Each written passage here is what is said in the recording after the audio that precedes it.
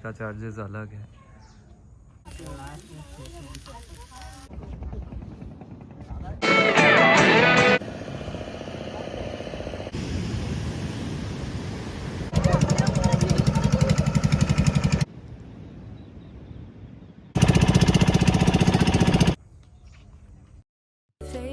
कोलकाता से बहुत नजदीक छुपा हुआ है एक ऐसा समुद्र तट जहां पे आप 2 दिन के लिए अगर छुट्टी बिताना चाहते हैं एक रिलैक्सिंग नेचर के बीच में, तो उसके लिए ये जगह एक परफेक्ट वीकेंड डेस्टिनेशन है। दुबलागुड़ी के झाऊ के जंगलों के बीच में छुपा हुआ है ये रिसोर्ट वाओ इको कॉटेज।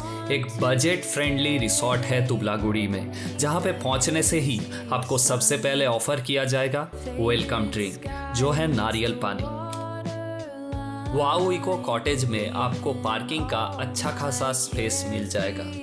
यहाँ पे टोटल 9 कॉटेजेस है, जिसमें से है 7 कॉटेजेस और 2 टेंट। और ये है वाओ इको कॉटेज का रिसेप्शन कम डाइनिंग एरिया। आपको खाना यहीं पे सर्व किया जाएगा और सामने में ऐसा एक पार्किंग का स्पेस और ऐसा एक छोटा सा गार्डन टाइप का एरिया आपको रिसोर्ट के अंदर मिलेगा, जहाँ पे आप बैठ सकते हैं, कुर्सी लगाया हुआ है, यहाँ तक कि आप झूला भी झूल सकते हैं। दोस्तों, इस रिसोर्ट का एक यूएसपी है कि ये रिसोर्ट एकदम ऑर्गेनिक है। चारों तरफ आपको पेड़ हरियाली दिखेंगे, यहाँ तक कि रिसोर्ट के अंदर आपको आम के पेड़ भी दिखेंगे। ये रिसोर्ट इस तरीके से सजाया हुआ है जैसे आपको लगेगा आप अपने ही गार्डन में बैठे हुए हैं, जहाँ पे इतनी हरियाली और चारों तरफ जंगल और जस्ट बीच में ये एक स्पेस है, ये एक रिसोर्ट है रहने के लिए। ये है कॉटेज में घुसने का जगह। साइड में एक छोटा सा आपका जगह दिया गया है, जहाँ पे आप बैठ के शाम में स्नैक्स वगैरह एंजॉय कर सकते हैं। रूम का अंदर का नज़ारा ये है कि यहाँ पे आपको किंग साइज़ का बेड मिल जाएगा, जहाँ पे 2 लोग आराम से सो सकता है। और ये है एक बेसिन और हैंड वॉश, मिरर है, वेस्टर्न स्टाइल टॉयलेट है। ठीक ठाक है, बजट के हिसाब से मैं बोलूँगा कि ठीक है। दोस्तों, ये वाला जो प्रॉपर्टी है वाओ कॉटेज, ये थोड़ा बजट प्रॉपर्टी है। तो जो कॉटेज मैंने लिया है उसका प्राइस है 1650 पर डे पर नाइट पर पर्सन का। तो एक आदमी का 1650 रुपये लगेगा पर डे। इसमें खाना इंक्लूडेड है रूम के साथ। ये है वाओ इको कॉटेज से बीच तक जाने का रास्ता। जंगल से होते हुए आप बीच तक पहुंच सकते हैं।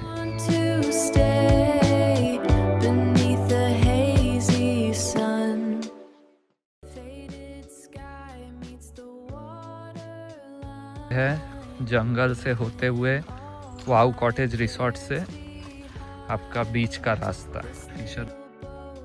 रिसोर्ट से निकलते ही थोड़े देर जंगलों के बीच से गुजरने के बाद आपको बहुत सारे मछुआरे भाई लोगों के घर दिखाई देंगे। वो सबको क्रॉस करके आपको जंगल के रास्ते में ऐसे ही चलते चलते आप यहाँ पे बीच तक पहुँच सकते हैं। दोस्तों, दुबलागुड़ी बीच गांव के बीच में छुपा हुआ एक समुद्र तट है, जहाँ पे आपको जंगल तक जाने के रास्ते में ही बीच का रास्ता मिलेगा। छोटे छोटे पंछियों का आवाज़। दोस्तों, दुबलागुड़ी सी बीच में अगर आपको एक लग्जरी रिसोर्ट चाहिए, जहाँ पे आपको स्विमिंग पूल और बॉनफायर वगैरह का सब कुछ का फैसिलिटीज़ अगर आपको चाहिए, तो आप मेरे लास्ट 2 ब्लॉग्स को देखिए, जहाँ पे मैं ओशन ब्रीज रिट्रीट दुबलागुड़ी के ऊपर में डिटेल में 2 ब्लॉग बनाया हूँ।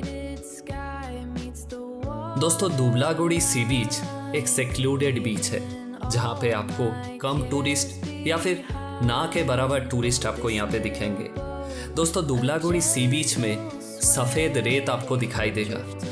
जो सफ़ेद रेत और ये झाऊ के जंगल इस जगह के खूबसूरती में 4 चांद लगा देता है।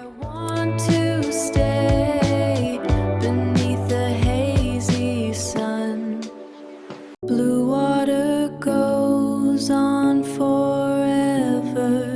Guess I'm alone out here. The sun feels दोस्तों थोड़े देर रेस्ट करने के बाद दोपहर में मैं निकल गया यहाँ पे बोट राइड के लिए। दोस्तों रिसोर्ट से आपको बोट राइड जाने के लिए ऑटो लेना पड़ेगा या फिर आप अपने गाड़ी में भी जा सकते हैं, लेकिन मैं गाड़ी में जाने में रिकमेंड नहीं करूँगा क्योंकि यहाँ पे रास्ता उतना अच्छा नहीं है। अगर आप ऑटो से जाएंगे तो रिसोर्ट से बोट राइड में जाने का जो लोकेशन है वहाँ तक का ऑटो फेयर है जाना आना मिला के 300 रुपये, और यहाँ पे पहुँच के आपको बहुत सारे बोट मिल जाएंगे जो कि आपको बोट राइड करवाएंगे। थोड़ा सा बार्गेनिंग आपको करना पड़ेगा। watching the beach disappear. दोस्तों ये है आज का मेरा बोट जिसमें मैं बोट राइड पे यहाँ से जाने वाला हूँ। दोस्तों अभी बज रहे शाम के 5 और मैं अभी जा रहा हूँ बोट राइड में।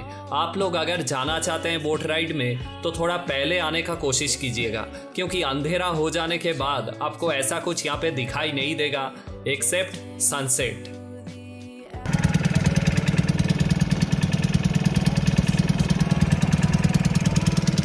Stay beneath the hazy sun.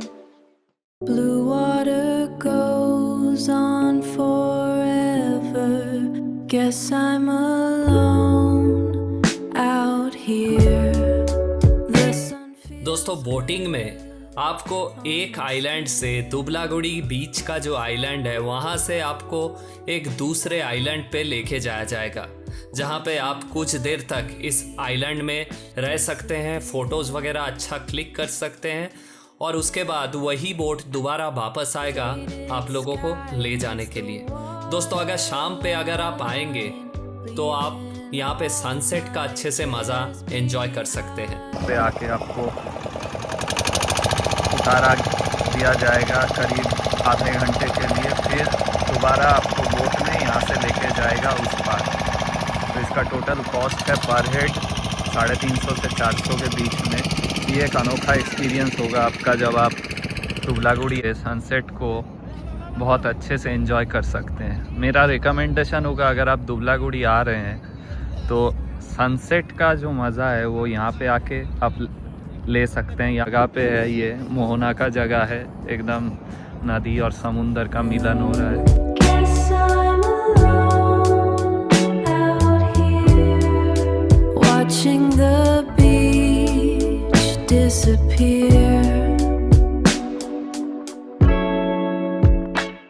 Faded sky meets the waterline, leaving all my cares. दोस्तों आइलैंड के बाद आपको यहाँ पे एक फिशिंग हार्बर के पास आपको लेके जाया जाएगा जहाँ पे आपको बहुत सारा ऐसे फिशिंग बोट्स आपको यहाँ पे खड़े रहते दिखाई देंगे। दोस्तों अगर आप दोपहर में यहाँ पे आएंगे तो आपको इस जगह का खूबसूरती अच्छे से दिखाई देगा, वरना शाम हो जाने से ये क्लियर विजन आपको यहाँ पे नहीं मिलेगा। सूरज के डूबने से ही और रात ढल जाने से शुरू हो गया यहाँ पे रिसोर्ट पे बारबेक्यू का सेलिब्रेशन। दोस्तों यहाँ पे बारबेक्यू का भी ऑप्शन है। अगर आप यहाँ पे ऑर्डर देंगे तो यहाँ पे आपको बारबेक्यू आपके आंखों के सामने ऐसे बना के आपको परोसा जाएगा, जो कि अलग चार्जेस है। वो चार्जेस वेरी करता है, इसीलिए मैं अभी आपको नहीं बता सकता हूँ। आप यहाँ पे पहुँच के रिसोर्ट में बात करके अपने लिए ऑर्डर कर सकते हैं, लेकिन मैं इतना बोल सकता हूँ कि ये खाने में था लाजवाब। दोस्तों अब बारी आता है असली वर्डिक्ट की, रिव्यू की कि ये रिसोर्ट आपको लेना चाहिए या नहीं। दोस्तों अगर आपके पास बजट एक मेन फैक्टर है तो आप ये रिसोर्ट ले सकते हैं। कम पैसे में एक दिन के लिए आप यहाँ पे रह सकते हैं। और अगर आपके पास बजट फैक्टर नहीं है तो आप और भी ऑप्शन दुबलागुड़ी में है जहाँ पे आप रिसोर्ट अच्छा आपको मिल जाएगा। मेरे लास्ट 2 ब्लॉग को देखिए, मैंने एक डिटेल्ड रिव्यू दिया है ओशन ब्रीज रिट्रीट दुबलागुड़ी रिसोर्ट के ऊपर में। वो एक लग्जरी रिसोर्ट है विथ स्विमिंग पूल।